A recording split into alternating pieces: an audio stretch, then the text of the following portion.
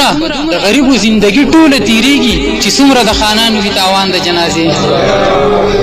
په پردي جنگ کې وړمبي سب کې روان یې پښتنو د هوښیارتوب در باندې حد دی او مرګ دی وکړو خور دی ورکړه په سوره کې شاه زلمیه د نرتوب در باندې حد دی.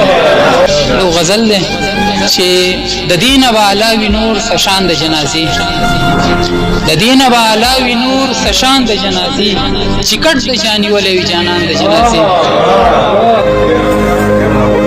د دینه به علاوي نور سشان د جنازې، چې کټ د چانی ولې وي جانان د جنازې. ښه دا د یو مزدور د لور ډولۍ وه چې دا لاړه، ښه دا د یو مزدور د لور ډولۍ وه چې دا لاړه، زما خو پې والله وشو ګمان د جنازې.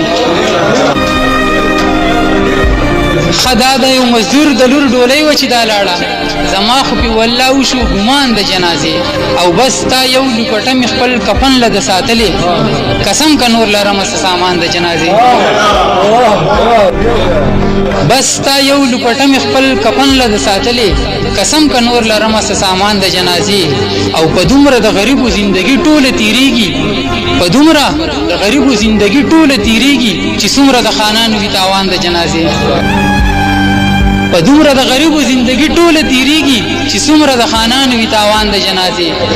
او په منډه منډه راشه تکبیرونه درنه کیږي، په منډه منډه راشه تکبیرونه درنه کیږي، جانانه بیا کوي به مې ارمان د جنازې.